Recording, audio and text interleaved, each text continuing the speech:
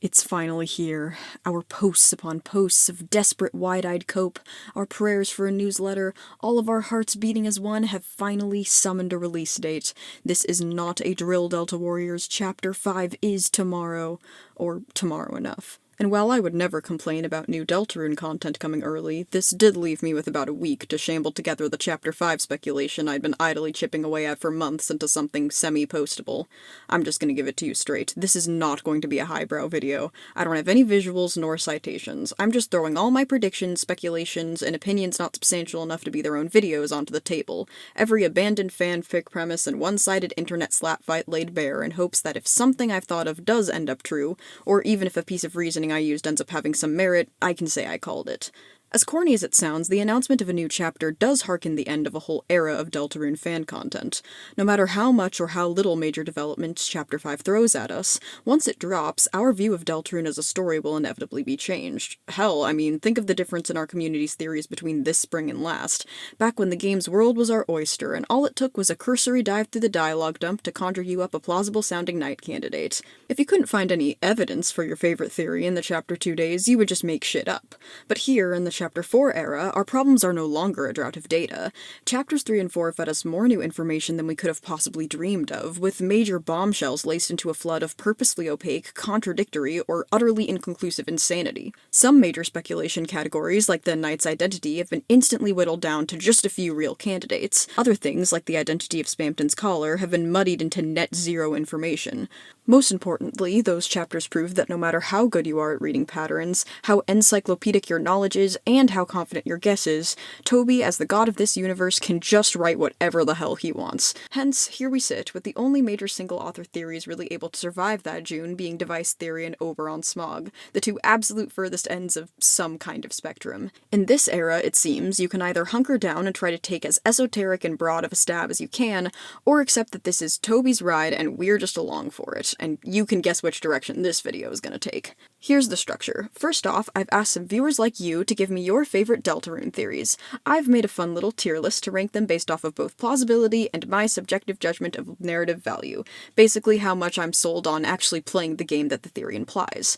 Originally, I'd forced my friend Eggman to curate a list of the most popular Deltarune theories of this era to rank as well, but as I was writing, I found that there were a lot of topics that I simply didn't have enough to say about to really be entertaining. So instead, I've adapted this segment to treat Eggman's list as a checklist of all major Deltarune speculation categories. I'll just sort of rattle off my personal verdict on all the big debates that I do have opinions on. And right at the beginning of that section, I'll give a few last-minute addendums to my previous two Deltarune videos about things I didn't include in them, or have changed my mind on since last summer. This'll be fun, and most certainly long. I'm sorry in advance if I stutter in this one a bit more than usual, or if it sounds like I'm filming on somebody's Samsung smart refrigerator. I'm rushing a little, but I hope it's still enjoyable. So get out that drawing tablet, laundry basket, or preferred multitask and settle in. Mike, the tier list, please. Let's go over these tiers, shall we? Top row is canon to me for theories I'm so confident in that if Chapter 5 debunks them, I will be genuinely confused. To embrace the chaos, the second topmost tier is called I Want That Fan Art on My Dash by Monday. This one is for theories I think make great fanfiction, put in this tier completely independent of how plausible I think they are. They won't all be crack theories, but rather ones I'm willing to disregard the question of viability for, because I think the theory space is a more fun place with them in it. Next down is What the Hell Sure. Theories I feel anything from what the hell, sure, to what the hell, sure. I guess I'll incorporate that into my belief system. The tier, ooh boy, hot dog, is based on the post shown on screen. I feel about these theories the same way Frisk presumably feels about being controlled by an eldritch force beyond their comprehension. I have no particular opinion one way or the other. Next down, I don't know about this one, Grippins, is the tier for theories that are to me a little, but I appreciate the energy. Second to last is the evil counterpart to the other aura-based tier. Not enough aura is for theories I really don't want to come true for some subjective vibes-based reason. It may be irrational, but I just can't ignore my own gut instincts sometimes. And lastly, I do have a last tier that's shown on screen, but I would feel too bad putting any of user-submitted theories into that tier, so it's just gonna be empty and there for decoration. Maury_bound on TikTok, who has requested to be introduced as the resident Birdly enjoyer, suggested the theory that the vessel will return in the future or otherwise become plot relevant. The customizations that we chose during the Goner Maker are stored in the game's files, and if you start a new save file at a chapter other than 1, the game will assign that file a default vessel customization, same as it does for the Thrash machine. So this information probably will show up in the future, but that doesn't tell us anything about how it will show up, and I think that's mostly up to speculation at this point. I know that the common fan idea is that late game, a player will be able to reclaim their vessel as a simple, one-and-done solution to experiencing Deltarune's world guilt-free, or at the very least that us finding and possessing the vessel is the solution to the Chris predicament.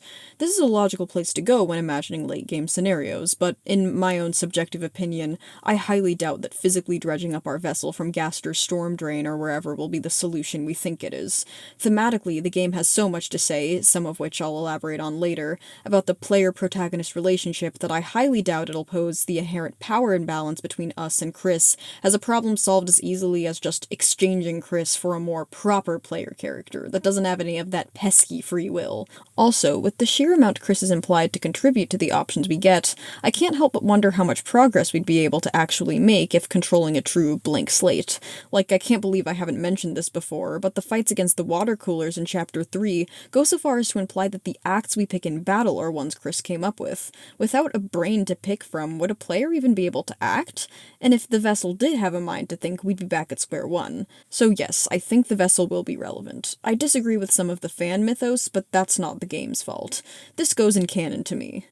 At multi-fandom-menace-13 on Tumblr suggested the theory that Ralsei is the vessel, because, quote, he focuses a lot on the player at the beginning and struggles with his identity, which could make sense if he was made for our minds. I get your reasoning. Lots of things would make sense if Ralsei was somehow meta or depth-sea in origin. However, I don't think I can make that leap purely due to him, well, looking like Asriel and not like the vessel, and the game practically throwing itself at our feet and begging us to consider the implications of his appearance.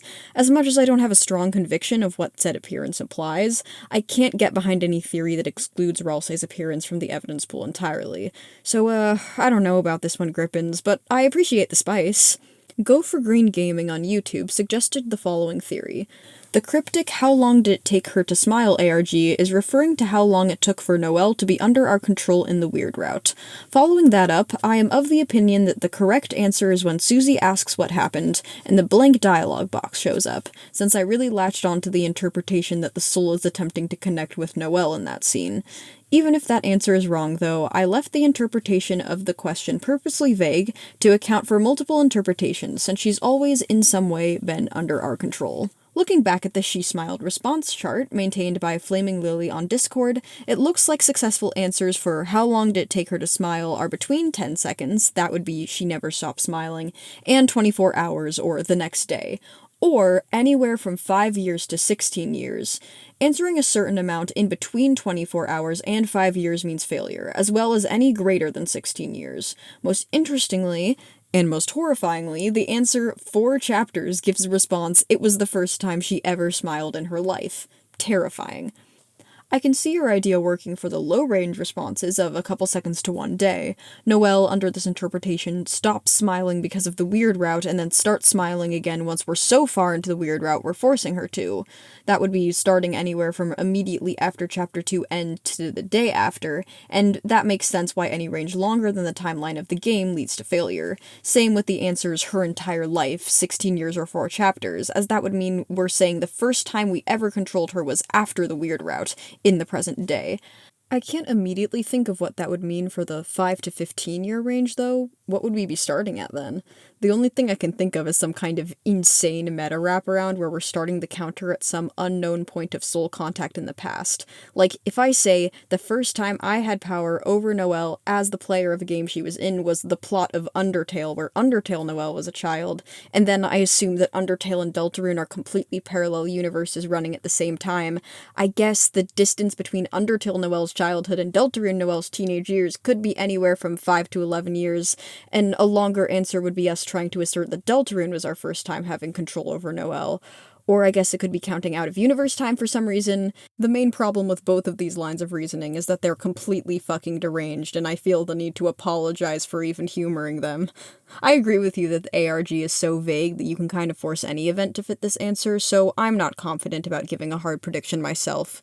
But I feel like your theory explains just as much or more than any other interpretation of this ARG, so I feel like we're going somewhere. I'll put it in what the hell, sure. Mosscat on YouTube says they legally have to mention transfemme Ralsei. This one's popular for good reason, not even because Ralsei transitioning would be a surprisingly good bow on his arc of becoming an individual and letting himself break the mold he was born into, but because, well, anyone who's ever been gay in public has met at least 3 different guys in the wild with Ralsei's exact personality, and who all were not dudes for very long. On one hand, it seems the queer representation Fox includes in his games trends more subtle than having a deuteragonist gender transition on screen, but on the other hand, if you happen to be a cis guy whose favorite character is Ralsei, then, babe, it's not too late. You can't spend your whole life wondering. You have to be yourself. Here's Mosscat's theory proper. I have the idea that the shadow crystals exist to make a point about the whole there is one ending but there's something more important than reaching the end thing.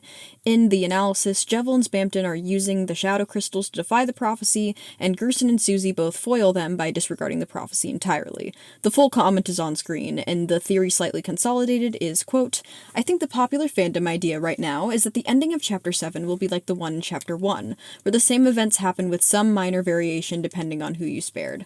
I think those ideas aren't necessarily untrue, but if I'm right, they're missing the point. Toby isn't saying the way you reach the ending is more important than the actual end. He's saying that we shouldn't focus on the ending at all. Not an embrace or a refutation of fatalism, but a complete rejection of fate mattering at all. If I were to give a solid prediction, I'd say that the trying and failing to defy the prophecy route will be the route where you choose to collect and use all the shadow crystals. If we don't use the crystals, we would instead achieve something wholly unrelated to the ending, like rescuing Des or unlocking more power of friendship. I think this analysis is pretty solid. There is precedent for fate being treated as something to completely disregard rather than actively fight or defend. See everything about Susie. I'm getting a little tripped up on your theory itself, which is, and I'm sorry if I'm not interpreting this correctly, that the main route of the game would end before the end of the prophecy, and that only on a save file with all shadow crystals would you be able to reach the end of the prophecy and then fail to defy it. On one hand, with the way that Toby treats the game so far, I don't know if he'd expect you to find every boss and therefore potentially have to replay over 20 hours of gameplay to get the true end, but it seems your argument is that the normal route, non-ending, would register as the canon ending, emphasizing that getting to the end of the prophecy doesn't matter. I'm not sure if I jive with this. It feels like such drastically different endings for having or not having shadow crystals may register as one route or the other, punishing a player for doing it. Undertale expected multiple plays, but Undertale is only 6 hours long. I also feel that the game can't truly create a situation where it has no ending, because the prophecy itself has such a metatextual undercurrent that anything that happens at the end of Chapter 7 will be, in the meta-narrative, the end, no matter how inconclusive Toby tries to make it. That's such an annoying, Birdly-ish thing for me to say, but Deltarune just can't avoid having an ending because it's a game, and therefore it will have to have something to say about ending specifically if it's trying to fully go the meta route, which I think we can all agree it is. So while the top half of your analysis is perfect, I don't think I personally agree with the rest of it aura-wise. Jonathan Geese 5727 says, I would be curious to hear your thoughts on the potential for Noelle to join the Delta Warriors in Chapter 5/future chapters. If you don't see this happening, there is admittedly not much that can be said about the subject, but otherwise I think it opens some thought-provoking questions about what, if anything, her historical function as a replacement for Ralsei could be setting up, as well as the possible consequences of her learning about Dark Worlds or encountering the Night. I definitely think Noelle is going to enter a dark world again, evidence being that the Chapter 3 and 4 items have dialogue stored in the game's files for being given to or equipped on Noelle. This is either locked and loaded for use in a future dark world, or just proof that Toby wants us to keep Noelle and dark worlds in the back of our heads. I don't have anything specific to speculate on, other than that Noelle clearly has a lot of potential here. Best case scenario for Noelle, in terms of what her double powers with Ralsei could mean, is her and Chris having another sequence where they go off alone, plausible in the possibly nostalgia-heavy Chapter 5. Maybe Noelle's infringement on Ralsei's powers could push him to use some goddamn offensive spells for once. Lots of cool things could happen. Noelle entering another dark world is canon to me. Tickle Me Swan says, the theory I stand by the most right now is that Sans in Deltarune is the exact same guy as Sans from Undertale. The biggest parts of this being Sans saying he gave up on trying to go back a long time ago in his genocide fight, the picture in his secret lab of 3 people smiling with the words "Don't forget," and the song "It's Raining Somewhere Else" directly paralleling the song "The Place Where It Rained," with the implication being that the place Sans can't get back to in Undertale is the world of Deltarune, aka the place where it rained. It's also very telling that "It's Raining Somewhere Else" plays both during the dinner scene with Sans as well as in Sans' lab, as those two places relate to Deltarune directly. I mean, yeah, I agree with this one for all the same reasons. The place where it rained titles are pretty self-explanatory. Unfortunately, I don't have any cool theories on how this could possibly happen, or any that aren't deranged crack theories that I'll talk about later, especially since it's clear that on at least one level of reality, the level of Gaster and the Goners, Undertale does canonically come before Deltarune. Goner Clam Girl perceives Deltarune as occurring after the pacifist ending, so the actual order in which these events are happening that makes it possible for Sans to experience Deltarune's role before Undertale, or Undertale and Deltarune Sans to swap places or what have you, is obviously going to be some insane meta wraparound that we can't directly parse right now. So yes, this theory is canon to me, but I don't have any unique insight about this. Sorry. Dork of Irrelevancy says, "I've had this idea for a while now and want to share it. What happens when the area containing a dark world is destroyed before the dark fountain is sealed? If the inferno of jealousy is literal and Asgore's flower shop is engulfed in flames, what happens to the dark world inside of it?" That's an interesting idea. It's possible, but I'm not sure what sequence of events could end in Asgore's flower shop physically burning up in the light world. I can't see him burning down his own shop with the information we have, so maybe someone else would have to? At this point, literally anything could happen to that pathetic little man. If we're just speculating as to what would happen to a dark world in that state, my guess would be that it would revert to the way the closet portion of the Chapter 1 intro looks, or the beginning of Chapter 3. That barren, dust-filled dark world design seems to be the default state of a dark world, with nothing in it imbued with enough imagination that it can turn into a darkener. Maybe the flames would, turn blue in the dark world or something? Sorry, that's all I can speculate here. I'm putting this in hot dog, as this theory could go a lot of places and I don't have a super strong opinion. Also by Dork of Irrelevancy, another theory I have is Asgore is not likely going to make it out of this game alive.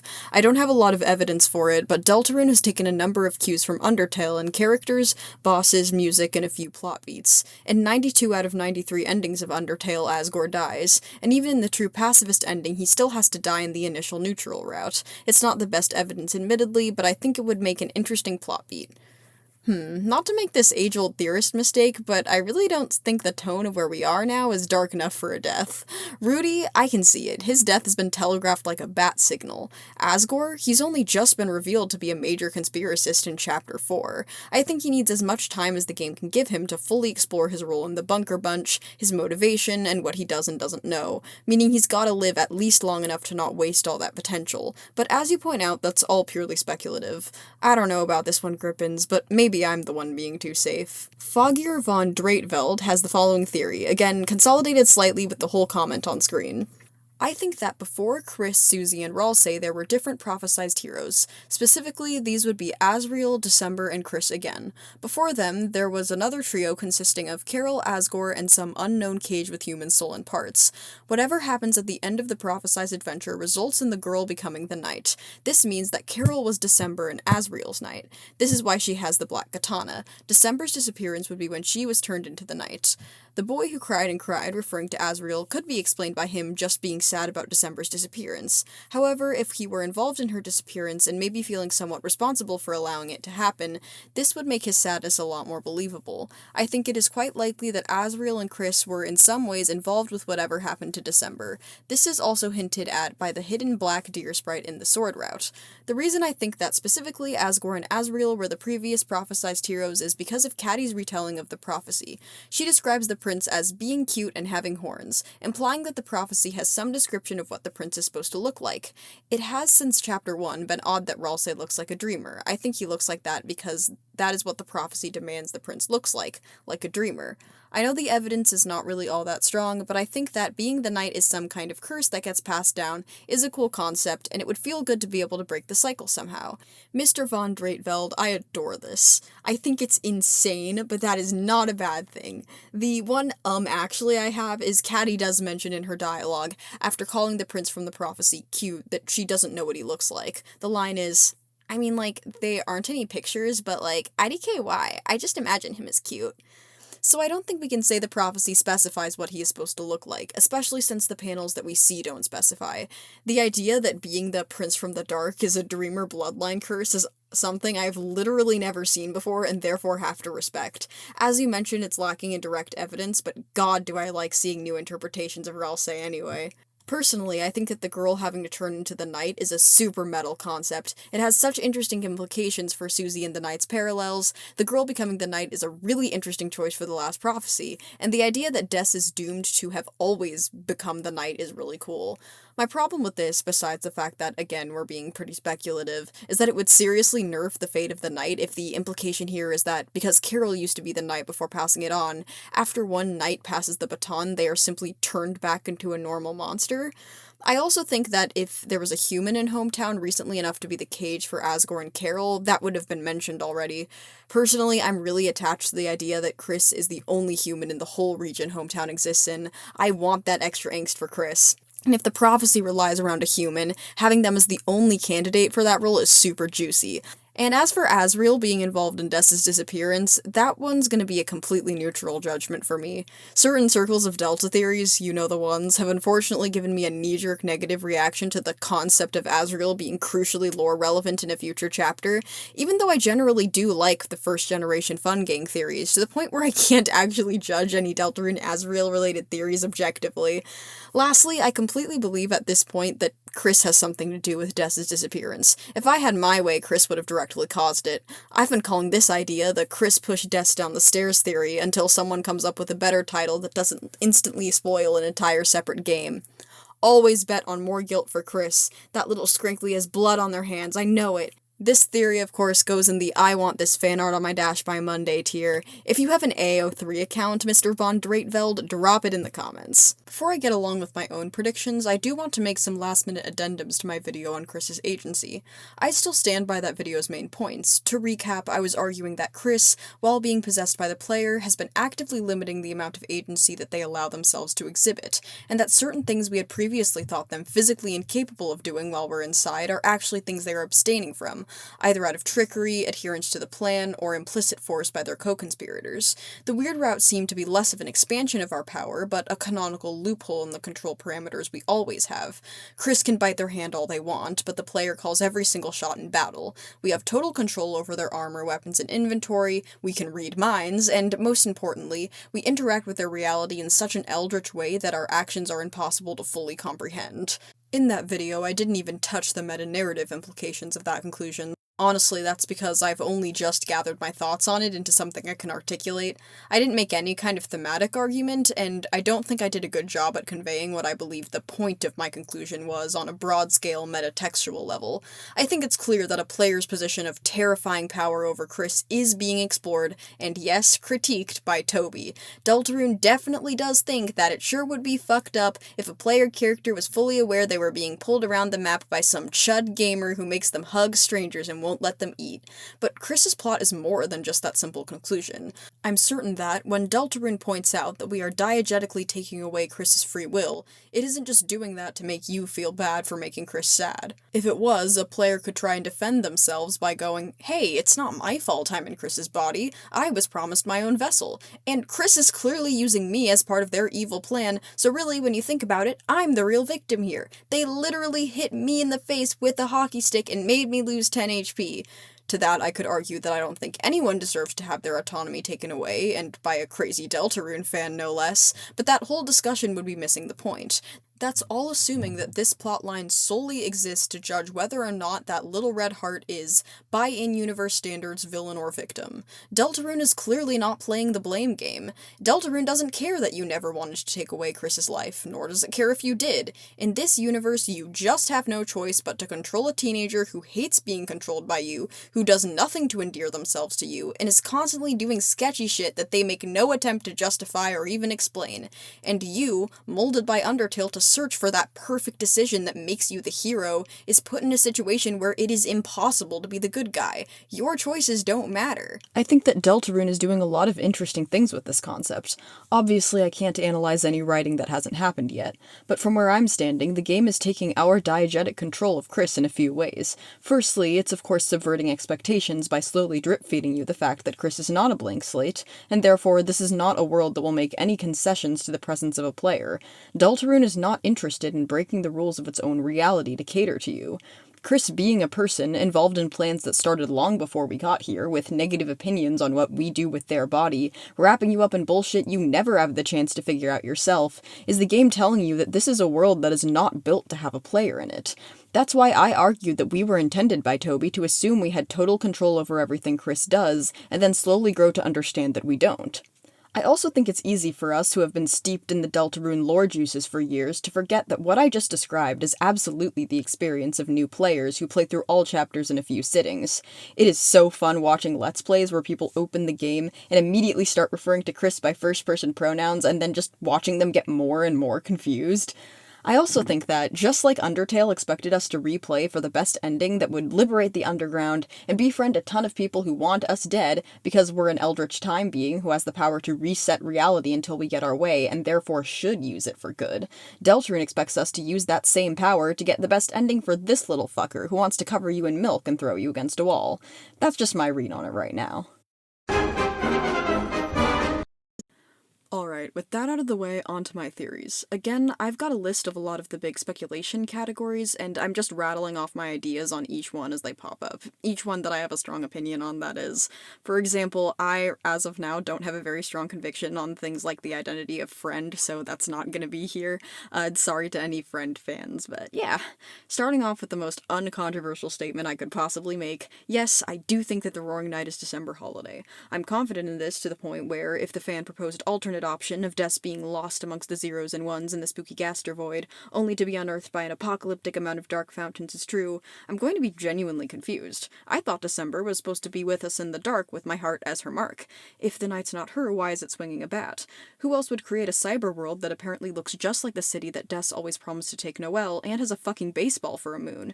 And very importantly, if the night is just a normal, everyday monster in the light world, how come they're a shapeshifter, more powerful than any character we've ever encountered, and have a giant fuck-ass eyeball in their ribcage? And why wouldn't they ever proactively confront the Fun Gang in the light world? Why would any knight candidate with the proposed motivation of finding their lost daughter be so erratic and temperamental as to summon a titan just to aura farm on some teenagers?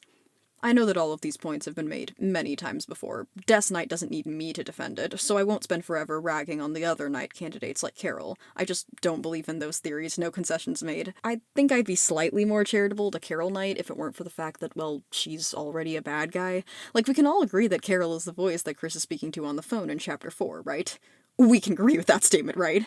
She's deep enough into the Fountain conspiracy that she's actively giving orders to Chris about Dark Worlds and knows about the soul. Everything that Carol being the knight implies narratively, the drama of the Fun Gang going up against an enemy who's an authority figure in the light world, the twist of Noelle's mom being involved in the magic fuckery that Noelle currently believes is fake, Carol as this grieving mother, desperate to the point of ruthlessness, harnessing arcane magic to retrieve her lost daughter, all of that can be true without Carol having to be the actual knight. What would making her the face behind the mask add to the plot that isn't already covered by her existing role in the conspiracy besides logistical issues? And as for Rudy, if we get a scene where Noelle or the hospital receptionist or something mentions the giant eyeball lodged in his ribcage that's worsening his condition, I may consider it. Until then, Rudy's already gonna die, guys. He's enough going on, let the poor man be. But less cut and dry than Death Knight itself is the idea of what Death being the knight actually entails, and that's where things get spicy. The point where I may dissent from the obvious majority opinion is that I'm fairly certain that the knight is in control of themselves. I do not think they are being controlled by an entity like Gaster or Friend, and I do not believe that they are animalistic or crazed to the point of being not actually there. They are fully able to do things like pick up on Chris's subtle signal to end the fight, or go easier on Chris than their friends. The knight does act in ways that we can't immediately make sense of, but this isn't the same thing as their actions being genuinely random or contradicting. It just means we don't know their logic yet. They clearly, for example, do not actually care that much about capturing Toriel, given they throw away literally every opportunity to, but do want to capture Undyne. In Chapter 4, the knight is literally hovering in the air with its arms crossed just out of reach of Susie in an obvious act of rage bait. They are clearly using their frontal lobe, they just also drool sometimes. The knight does have a personality you can glean from their actions, and that personality is of a cheeky little shit gleefully toying with apocalyptic power. They act like a teenager. And as many have pointed out, they do have an established pattern of not causing the destruction that they are obviously capable of until the Fun Gang shows up to challenge them, which means their goal cannot straightforwardly be to start the roaring. If we decide that the Knight's clearly established personality either isn't there or isn't theirs, we'd just be throwing away information about them that we already have, in my opinion. I absolutely could be wrong, and that'd honestly be fine with me at the end of the day. When theorizing, I'd personally rather be misled by false information than immediately discount large amounts of information as potentially false, and therefore not even humor conclusions that we do have enough evidence to make. That's why I argue so strongly for the fandom to assume that characters like the Knight and Chris are more in control of themselves rather than less. As someone whose content is primarily character analysis, I want to operate with the baseline that I already have enough information about a character's actions to make inferences about who they are as people. I want to believe that reading into these characters' behaviors is what Toby wants me to do, and if at the end of the day I'm being tricked, then that's fine. I'd rather that outcome than prematurely oversimplify a complex character. As it stands in regard to Des as a character, her being the lost girl that the Knight or associates are trying to save, or her being physically the Knight but not performing the Knight's actions, feel like practically they're the same outcome. It means that Des is, as of Chapter 4, a damsel character. That's not a bad thing, inherently, it's just true. Des would be a character who is most important because she is the motivation for, serves as a symbol to, or otherwise makes the other characters feel a certain way, not because of her own actions. I can't make value judgments on writing that hasn't happened yet, but from where I stand, I really don't want that to be the case, and I don't think that's where Des's plotline is going. Like, it may be hard for us fans who have been steeped in this sauce for months to remember that December being a character we are supposed to be trying to recover isn't an obvious given. We practically had to solve an ARG just to get the information that December is missing, and that someone's goal is to find her. Her existence is foreshadowed in all sorts of places within the game itself, but the mantra of find her is only in the ARG stuff. At this point, I just don't think that that particular piece of evidence is the one that we should be prioritizing. I'm more interested in a plotline more complicated than just finding her. As for what I do believe about Des, I have no clue. I've read plenty of compelling speculation about what her deal is, but honestly, I think that once I know how and why she is the way that she is, that will make me more interested in her than I am just making up what I think she'd be like right now. The things I will throw out there are, for one, given Des's doomsday prep supplies and the fact that she has a shelter code in the guitar she presumably used while alive, I think it's very plausible that Des knew at least something about the Dark Worlds before she went missing.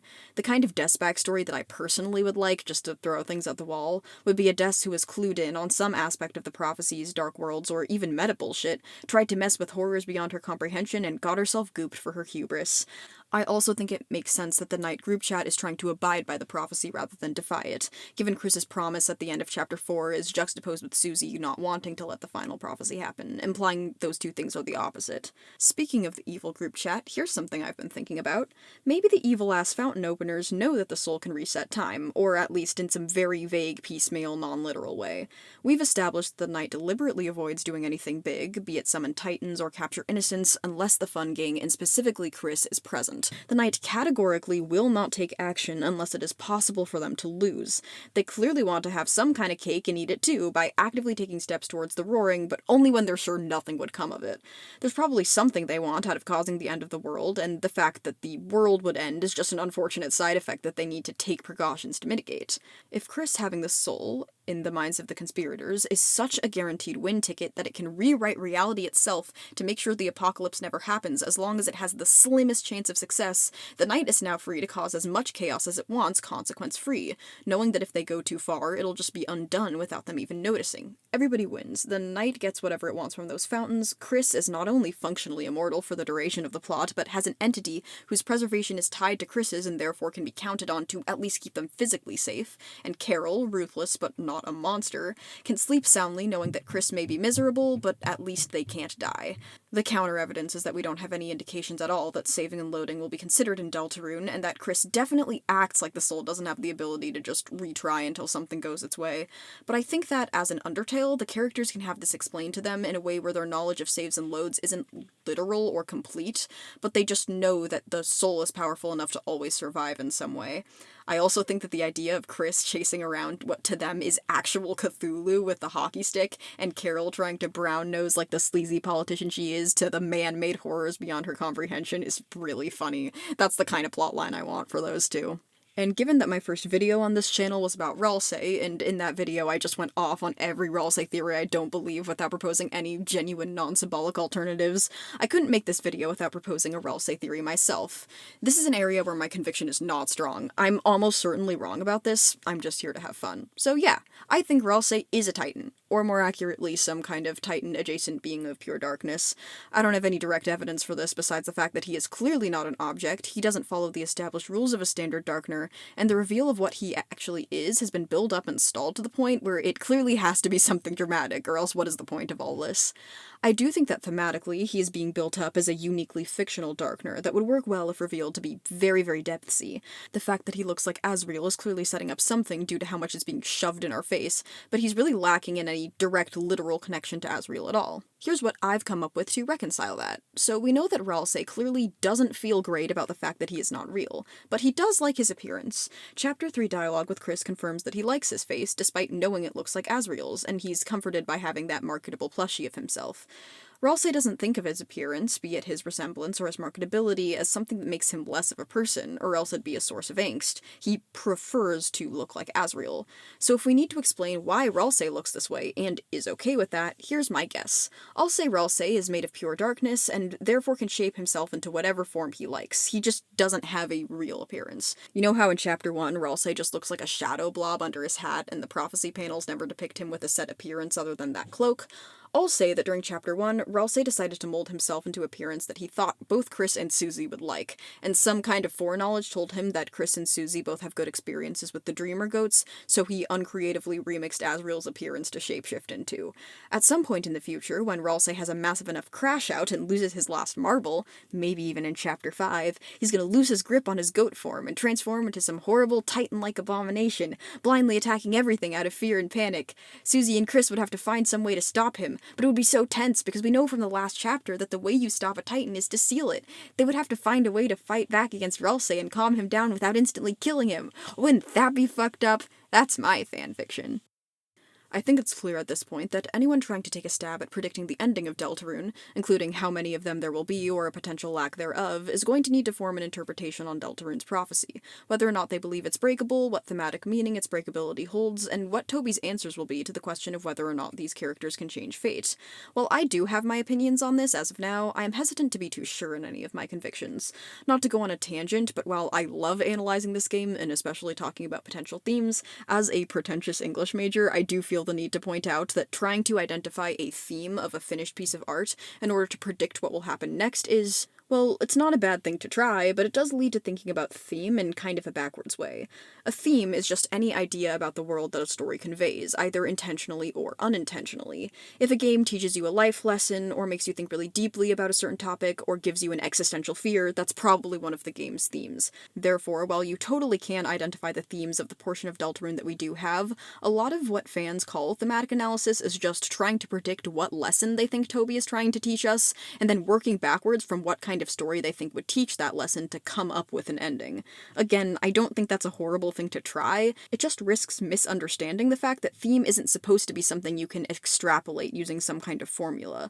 We shouldn't be trying to predict what we think Toby would convey with his work, we should be listening to what it already does convey. I think some fans hear other fans talk about the fact that a Deltarune theory should try to be in line with the general story arc and themes of existing content, or the fact that there exist certain theories that are completely factually plausible, but for some reason or the other just wouldn't be emotionally satisfying to play as a game, and hear that a theme is just another kind of clue that should be weighed equally with hard lore clues, and that's not the case. That being said, of course I'm about to throw out my own predictions about where Deltarune's going with the question of the prophecy and fate in general's breakability.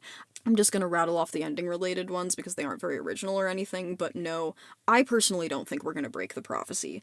Uncharacteristically for me, I think my reasoning at this point is just pure data. The prophecy so far does accurately describe all past chapters, it just skips a lot of important parts and contains a lot of technicalities. the most notable to me is Tenna getting himself cleaved red by Blade. That technically always happens, but your choices can indirectly fix him. With the attitude that characters like Gerson have, I'm ready for a situation where we have a single ending by pure technicality. However, I will personally be extremely disappointed if the weird route has the same ending as the normal one. I can't think of any way Toby could do that wouldn't bother the hell out of me. There just doesn't feel like a way to collapse the horrors of the weird route into the normal route while acknowledging them, without ending the game in such a huge non sequitur that literally none of the character's problems matter, which just feels stupid. My choices not mattering is one thing, but how could all of the horrors that Chris and Noelle are facing possibly be addressed in the same way as the main timeline? My prediction based on nothing but that opinion is that I think the weird route will end on some kind of purposeful soft lock that forces you to completely abandon that save file. It'd fit with the overall creepypasta-ish vibe of that route, and would create a drastically different ending for the game without actually technically having multiple endings. As the soul, we would simply fuck up the timeline so bad it's unsalvageable, and then the game, like, deletes that save file from your laptop or something. Toby's always wanted to do that. Alright, that's all the predictions that I have. We're fully off script at this point. As I've said, I am not nearly as comfortable with making theories as I am about analyzing. Personally, I just don't really believe that I can predict Deltarune or any series that I'm a fan of, and I don't really want to. I am waiting to get surprised by Toby and just have my mind eviscerated by something I could have never saw coming. I'm just trying to have fun here, kind of get my brainworm squiggling for Chapter 5, and I hope this was still enjoyable. I hope that this all isn't too basic of information, or if it wasn't too off the rails, I keep flip-flopping into thinking it's one way or the other. If you like this video, be sure to smash the bell, subscribe, all of those things. See you guys soon.